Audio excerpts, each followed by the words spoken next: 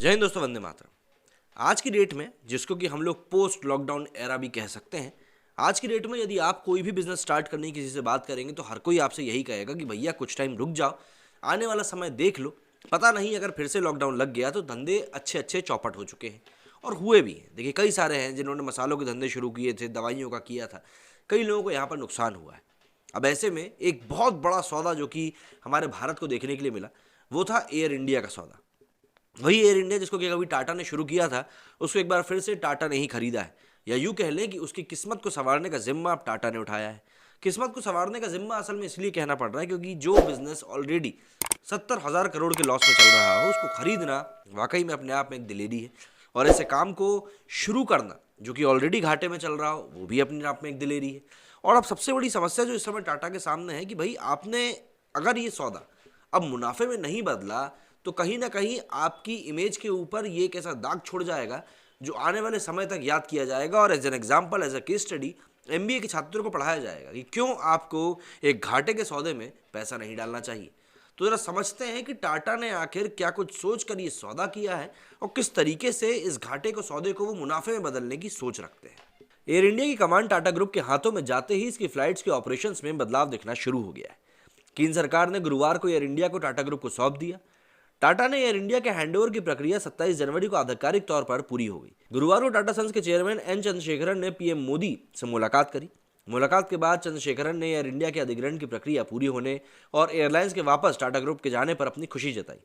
इसके साथ ही करीब 69 साल बाद एयर इंडिया की कमान फिर से टाटा के हाथ में आ गई है। सरकार ने अक्टूबर 2021 में एयर इंडिया की 100% हिस्सेदारी टाटा को बेच दी थी। इसके ऊपर काफी बवाल भी हुआ था, लेकिन समझना पड़ेगा कि आखिर टाटा ने एयर इंडिया का ऑपरेशन संभालते ही क्या क्या बदलाव शुरू किए हैं और एक घाटे का सौदा क्यों किया है। एयर इंडिया को टेक ओवर करते ही पहले दिन मतलब कि 27 जनवरी को टाटा ने इसके ऑपरेशंस में बदलाव शुरू किए। इसके तहत टाटा ने मुंबई से 4 शहरों की एयर इंडिया की उड़ानों में इनहेंड्स मील सर्विस या फिर उन्नत भोजन सेवा शुरू करी है। हालांकि अभी तुरंत एयर इंडिया की फ्लाइट टाटा के बैनर तले नहीं उड़ेगी, ऐसा आने वाले कुछ दिनों में होने की संभावना है। टाटा ने कहा है कि इनहेंड्स मील सर्विस गुरुवार को एयर इंडिया 4 फ्लाइट्स मतलब कि AI-864 जो कि मुंबई से दिल्ली में है, AI-687 जो कि मुंबई से दिल्ली को ही है, AI-945 जो कि मुंबई से अबू धाबी है और AI-639 जो कि मुंबई बेंगलुरु के बीच में है, शुरू की गई है। वहीं ये सेवा शुक्रवार को AI-191 मतलब कि मुंबई न्यूयॉर्क फ्लाइट और 5 मुंबई दिल्ली फ्लाइट्स में भी उपलब्ध कराई जाएगी। टाटा इस सेवा को चरणबद्ध तरीके से और अधिक फ्लाइट्स में भी उपलब्ध कराएगा। इसके साथ ही माना जा रहा है कि तुरंत ना सही लेकिन कुछ ही महीनों में एयर इंडिया के टाटा के हाथों में जाने से बदलाव नजर आने लगेंगे। हालांकि इस पर भी निर्भर करेगा कि टाटा ग्रुप एयरलाइंस का संचालन कैसे करने का फैसला करता है। कुछ मीडिया रिपोर्ट्स के मुताबिक टाटा ग्रुप अपने सभी एयरलाइन बिजनेस का एक ही यूनिट के तहत विलय करने पर विचार कर रहा है। सरकार के साथ डील के तहत टाटा ग्रुप को एयर इंडिया और एयर इंडिया एक्सप्रेस का पूरा मालिकाना हक मिलेगा। इसके अलावा टाटा के पास पहले से ही एयर एशिया और विस्तारा एयरलाइंस की अधिकांश हिस्सेदारी मौजूद है। माना जा रहा है कि टाटा अपने सभी एयरलाइंस बिजनेस को मर्ज करके उसे एक कंपनी बना सकता है। ऐसा करने से अतिरिक्त खर्चे में कमी करने के साथ साथ ज्यादा रेवेन्यू कमाने का मौका मिलेगा। हालांकि इस मामले को लेकर स्थिति एयर इंडिया की कमान पूरी तरह से टाटा के हाथों में आने के बाद उसे संभालने वाले नए मैनेजमेंट के फैसले से साफ हो पाएगी। एयर इंडिया का ऑपरेशन पूरी तरह से टाटा ग्रुप के हाथों में जाने से इसके कामकाज के तरीकों में कुछ महीनों के बाद बदलाव नजर आने की संभावना है। माना जा रहा है कि नमक से स्टील तक बनाने वाली दुनिया की सबसे बड़ी कंपनियों में से एक टाटा समूह परफेक्शन के लिए जाना जाता है। ऐसे में एयर इंडिया के कामकाज में आने वाले महीनों में इसकी छाप देखने को मिल सकती है।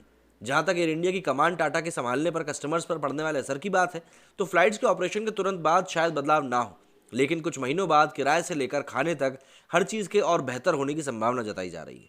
साथ ही एयर इंडिया के विमान के अंदर और बाहर की ब्रांडिंग में भी बदलाव होना तय है। एयर इंडिया पिछले एक दशक के दौरान भारी नुकसान में रही है। इस पर 31 मार्च 2020 तक करीब 70,000 करोड़ रुपए से ज़्यादा का कर्ज था। एयर इंडिया को 2020 से 2021 के फाइनेंशियल ईयर में करीब 7,000 करोड़ रुपए से ज़्यादा का घाटा ऑलरेडी हो चुका है। टाटा ने एयर इंडिया को 18,000 करोड़ रुपए में खरीदा है। साथ ही उसे एयर इंडिया का 23,000 करोड़ रुपए से ज़्यादा का कर्ज भी चुकाना है।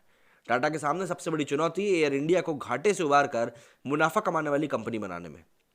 पिछले एक दशक के दौरान एयर इंडिया ने नए इंडियन एविएशन मार्केट में अपना हिस्सा तेजी से गंवाया है।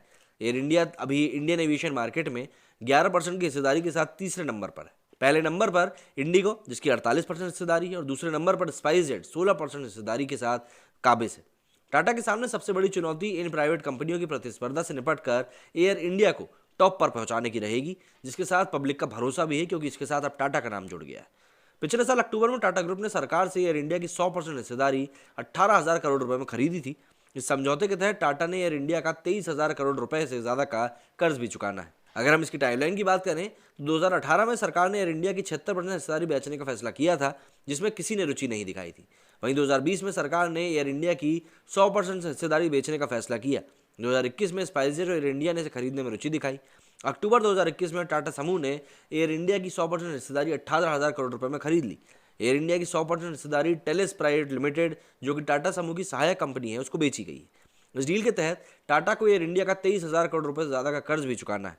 बाकी कर्ज सरकारी company air India asset holdings मतलब AIAHL को ट्रांसफर किया गया है। इस डील के तहत टाटा को न केवल एयर इंडिया बल्कि एयर इंडिया एक्सप्रेस की भी 100% हिस्सेदारी और कार्गो और ग्राउंड हैंडलिंग कंपनी AISATS की 50% हिस्सेदारी मिली है। साथ ही टाटा को एयरलाइंस के विमान, प्रॉपर्टी, कर्मचारियों के लिए बनी हाउसिंग सोसाइटी और एयरपोर्ट पर लैंडिंग और पार्किंग स्लॉट भी मिलेंगे।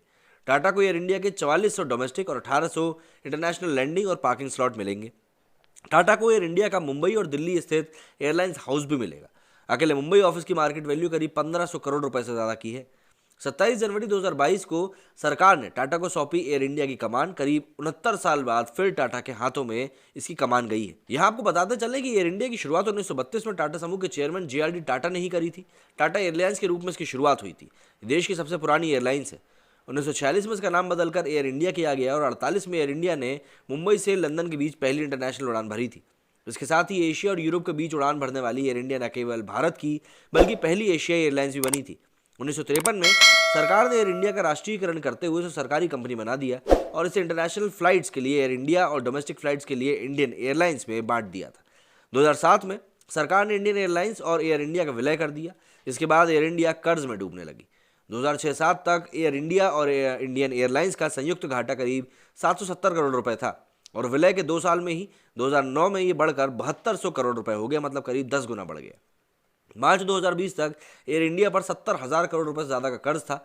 2020-21 में भी इसे 7,000 करोड़ से ज़्यादा का घाटा हुआ है।